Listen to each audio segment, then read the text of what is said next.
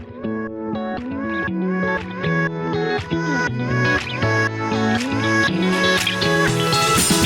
you culinary cats and kittens! Chef Eric Villegas here, and welcome to Sous Vide Fresh Bites.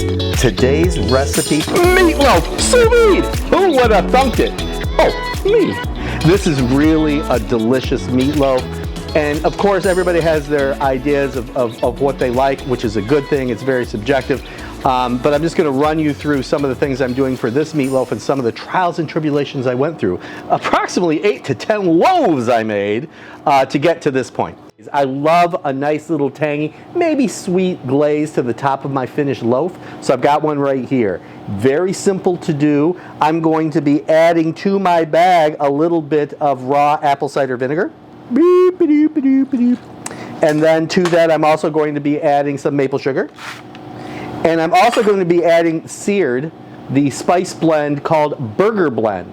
This has got a nice combination of flavors that I like for this meatloaf, but any of your favorite blends or rubs would be fine. And then, as you always find, a little bit of ketchup. Then I'm just going to gently smush it around, mix it up a little bit in the bag to get it going. And then we're just going to go ahead and seal it away.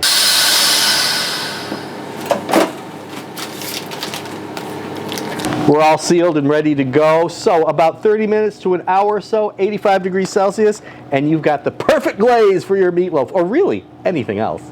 Now what we're going to do is we're going to assemble our flavoring base. And that flavoring base is full of all sorts of good stuff. Right now I've got a little bit of homemade beef stock, or your favorite store-bought, inside the bowl. And then to give it a little bit of tang and a little bit of lusciousness, buttermilk. Right in the bowl.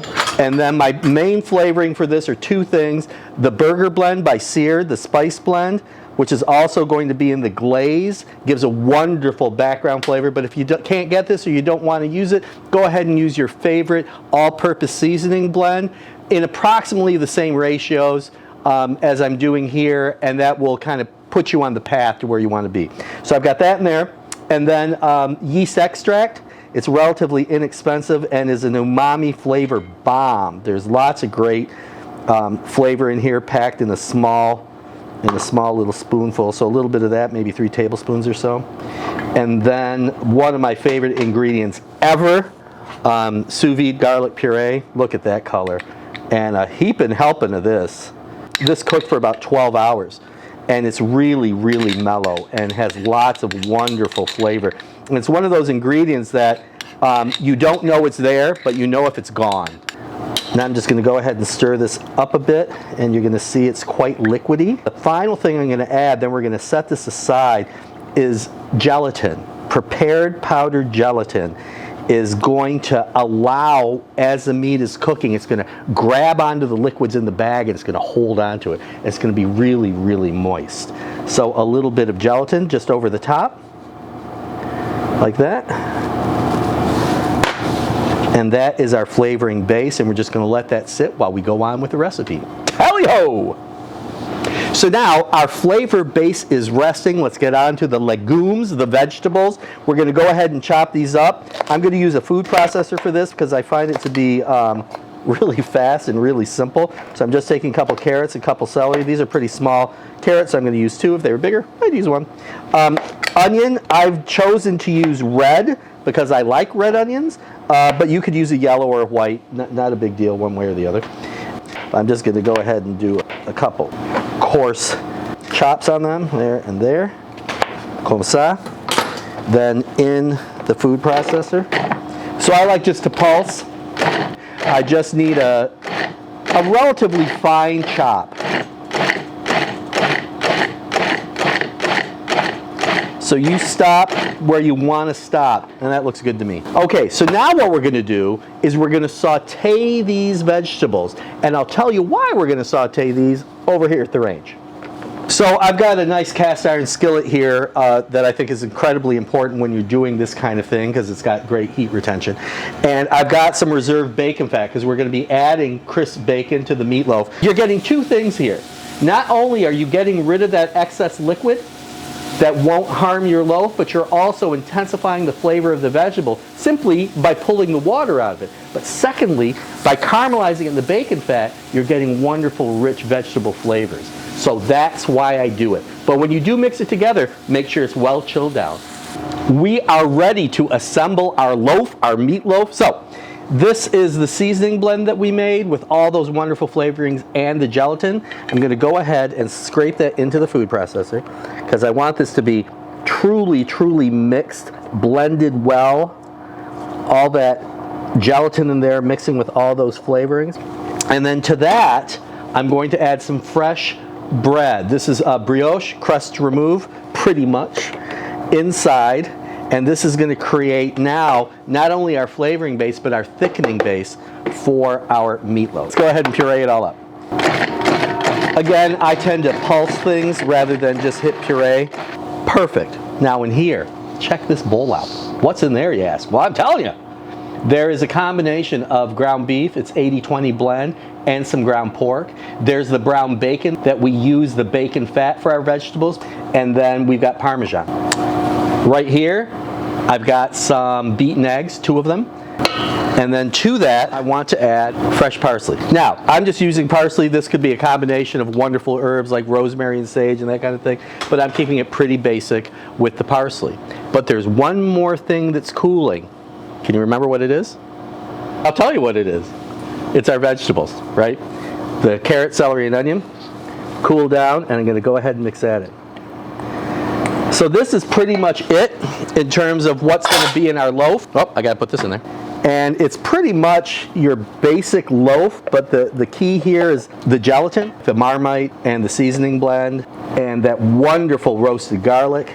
Now what we want to do is we want to go ahead and blend this together. Now it's not all that easy to do with a spatula, so I'm going to get my hands in there, but first I just want to do some breaking up of the meat. We want to blend all the ingredients together, but we don't really want to compact it too much because it's going to be compacted in the vacuum machine when we go ahead and vacuum pack this.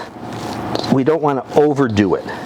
So with your hands, kind of claw, kind of get your fingers in there and kind of stick them in and create little nooks and crannies and blend. But we're going to taste this. How? Well, I'm going to show you how. We're going to cook off a little piece and see where we are flavor-wise. And that's always a good thing to do in something like this, so you know ahead of time what it's going to taste like. That looks good. And then just a little piece, comme ça. And we're going to cook this off. So I made a little patty with the loaf. And in France, we used to call this le petit Big Mac, to try it for the chef to see. And I'm just going to put it right in the skillet. So we're just going to do a little cook, nothing all that major. And now just a couple minutes or so, and you can see we've got a nice little patty there. Bring it on over, and tasting is incredibly important. And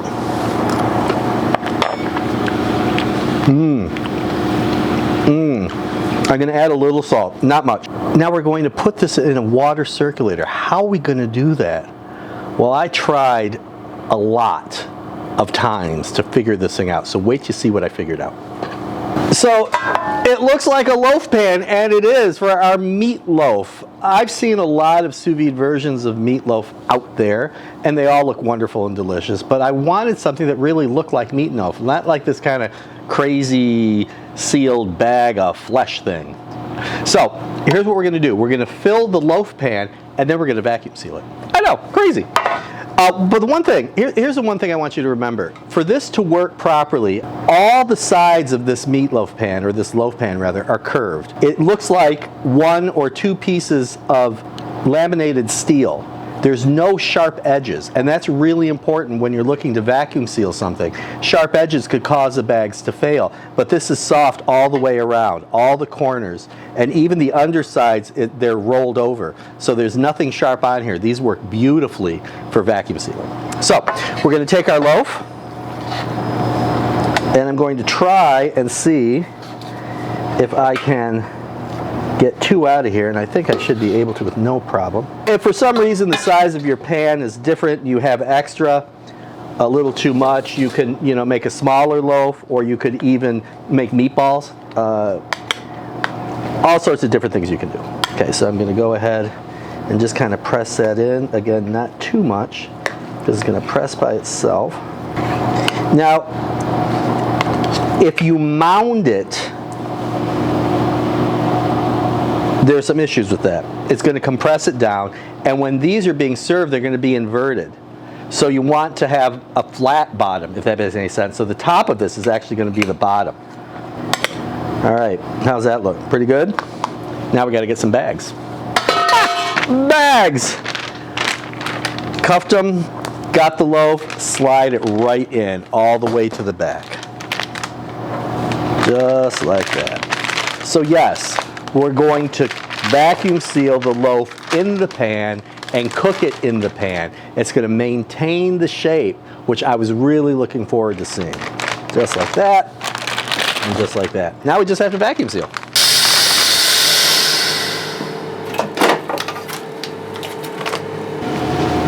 They're beauties, aren't they? So unlike burgers, where I find that chamber vacuums are just too much, it just compresses the meat too much and you end up with a tough burger. When you're putting the loaf in the pan, the sides and the bottom aren't being affected, it's just the top. So you do get compression, but not as much as you would if there was no container in there. And I also found that meatloaf needs a certain amount of compression because of all those other ingredients that are in there. That's extremely important to think about. So we want to have it compressed, but not too much. And I think the pan not only preserves that wonderful shape, that classic meatloaf shape, but also gives just enough compression by the top to give a nice firm crumb. It's going to be delicious. So, 60 degrees Celsius, I'm going to drop these bad boys for about 3 hours. Meatloaf, we're almost there. I'm serious. So it's been 3 hours. The loaf is cooked beautifully at 60 Celsius. Now there's a lot of cooking juices in here, and I want to save those. Not sure for what, but they are delicious. And I'm going to gently pull out the loaf. And if you can see, I'm holding it and kind of tilting the pan to get the juices out as much as possible before I pull it out. There we go. Now, we got the loaf. You know, when I first did this, I took great pains at oiling the pan to make sure that my meatloaf wouldn't stick. But as you can see, it's not sticking. We did nothing to these pans. And so don't worry about that, or don't worry about having to get a Teflon coated or nonstick coated pan. That's not a problem. Now, as I said, you don't have to do it this way, but I like to invert the pan, invert the meatloaf, because the pan flares out a little bit and the base is a little bit shallower, so you get I think a better looking presentation. So I'm going to flip it out to glaze it, but I decided to use a cedar plank that I charred in our broiler, and it's got that wonderful cedary smell. So I'm going to take my plank and put it right over the loaf. I'm going to bring my cooking pan here, and I'm going to flip my loaf over, just like that. Okay, and then, oh, how cool is that, right? That is one good looking loaf there, Mr. Man. Now, like anything else you do before glazing, you want to dry it off a bit. So, and you don't want to go too hard on this because it is tender. It is meatloaf, by the way. So that looks good. I got my glaze right here, and I'm just going to pour a little bit on top and then paint, just like that. And now we're going to slide it under the broiler, and we're gonna get to glazing. Can you hear the popping? Can you hear the sizzle? Oh, it's glazing up like nobody's business. I mean, you can see obviously the speckle on top, and you can also see the charring on the plank. And the smell between the gorgeous meatloaf and the glaze is also from the wood. And that really takes this to another level. So just another little glazy McGlaze over the top. And you can see it's tackier now, right? It's not as loose as it was the first time because that sugar is starting to caramelize, and it's, well, it's glazing our meatloaf. Looks good there. Back in. And one more time, look at that. Oh my goodness, look at the smoking, loving goodness. Oh, that smell is intoxicating. One more glaze. We're lacquering this boy up. So this is, I think, the third glaze it's getting, so we're gonna put it in one more time, and then when it comes out, we're gonna glaze it again. But it's not going back in, it's gonna rest. All the work it's had, it needs its rest. Back in. It's ready! Oh my goodness. Meatloaf, never had it so good, you know what I'm saying? Right down there. Oh man, that looks good. All right, so now one last glaze. And kind of pick up the sides a little bit.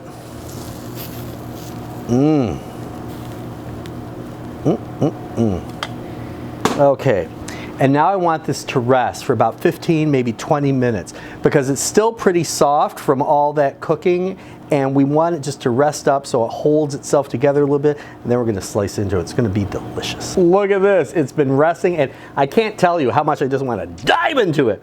The smell of the meatloaf, the smell of the glaze, the smell of the plank, it's all intoxicating. So kind of hold on to it. I'm just gonna slice down. Oh yeah, look at that. Are you kidding me?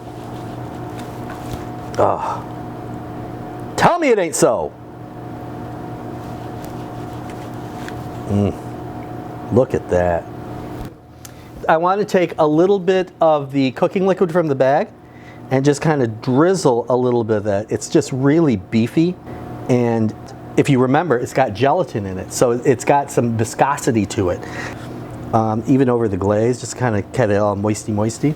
And then take a little bit more of the glaze and just kind of do a little drizzle McDrizzle right over the top there, and that's mixing with the cooking liquids. And I love this planking presentation for a buffet, or actually for, you know, if you've got a restaurant, meatloaf for a family style thing, or maybe meatloaf for two if you get a smaller container. I think it'd be cool. But you can also do center of the plate deal. So I'm just taking some of these slices, and I'm just gonna go ahead and put it on a nice dinner plate.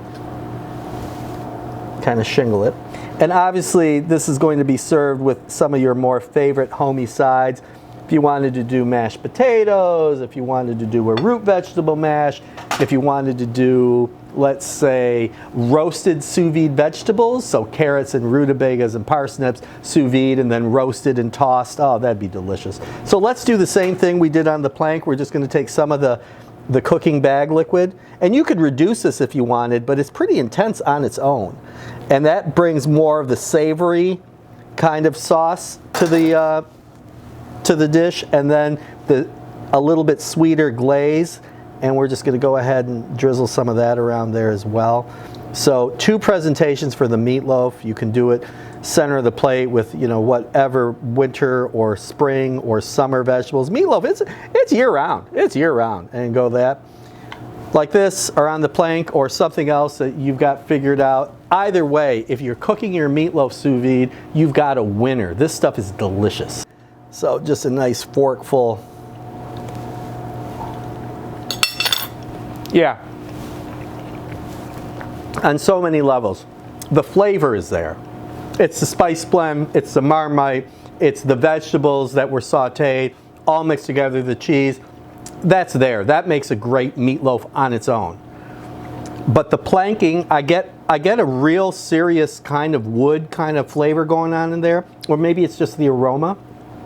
But the texture, because of the sous vide and that slight compression, it's crumbly in the mouth, but it's still holding together, and it's ridiculously moist. This is one rockin' loaf. So there you have it, yet another sous vide bite for you. If you enjoy what you saw and you want to see more, hit that like button and subscribe to my channel. I would love to hear from you. Please leave a comment and let's chat. So until next time, see ya!